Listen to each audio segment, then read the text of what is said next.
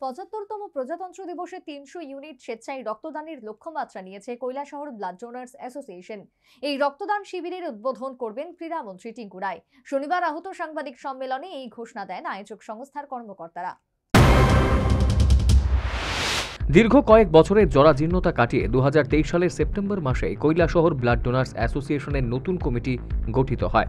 আর এই নতুন কমিটি গঠনের প্রথম দিন থেকেই কমিটির পদাধিকারী থেকে সদস্যরা নতুন উদ্যমে নিজেদের কাজ শুরু করে দেয়। ইতিমধ্যে ৫টি স্বেচ্ছায় রক্তদান শিবির আয়োজন করেছে অ্যাসোসিয়েশন। তাছাড়া প্রতিদিন ৮ থেকে ১০ ইউনিট রক্ত জরুরি প্রয়োজনে রোগীদের সরবরাহ করছে অ্যাসোসিয়েশন।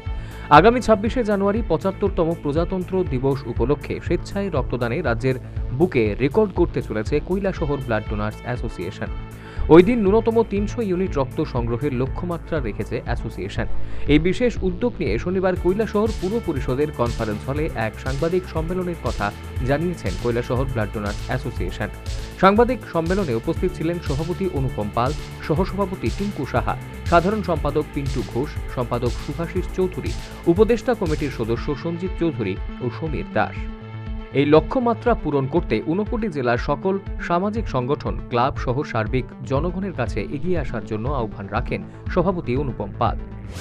প্রশাসন এবং কৈলাসহর ব্লাড ডোনার্স অ্যাসোসিয়েশনের উদ্যোগে আগামী ২৬শে জানুয়ারি ত্রিপুরা রাজ্যের সর্ববৃহৎ একটি মেগা ব্লাড ডোনেশন ক্যাম্প আমরা করতে যাচ্ছি, যেখানে আমরা টার্গেট রেখেছি যে 300 থেকেও যাতে বেশি করা যায়। তো আমরা চেষ্টা করছি যে যেভাবে হোক সেটা যেন সফল হয়। তাই সকলের কাছে আমাদের অনুরোধ, গোটা ঊনকোটিবাসীর কাছে বিশেষ করে অনুরোধ যে অবশ্যই সেদিন মেগা রক্তদানে অংশগ্রহণ। উপদেষ্টা কমিটির সদস্য তথা অধ্যাপক সঞ্জীব চৌধুরী বলেন, আগামী ২৬শে জানুয়ারি এই মেগা রক্তদান শিবিরের উদ্বোধন করবেন রাজ্যের যুব কল্যাণ ও ক্রীড়া দপ্তরের মন্ত্রী টিঙ্কু রায়।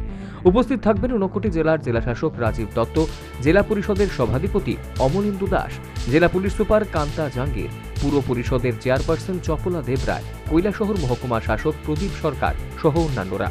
তিনি আরও বলেন, প্রতিটি রক্তদাতার জন্যই মধ্যাহ্ন ভোজনের ব্যবস্থা করবে অ্যাসোসিয়েশন।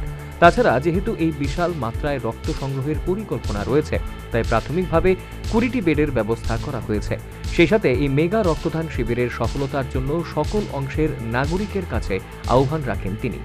অভিযোগ, কৈলাসহর ব্লাড ডোনার্স অ্যাসোসিয়েশন নতুনভাবে গঠনের পূর্বে ৫৯ জেলা হাসপাতালকে কেন্দ্র করে একটি দালাল চক্র তৈরি হয়েছিল, যা রোগীদের বিপদ বুঝে প্রতি ইউনিট রক্ত ৭ থেকে ১০ হাজার টাকার বিনিময়ে বিক্রি করত।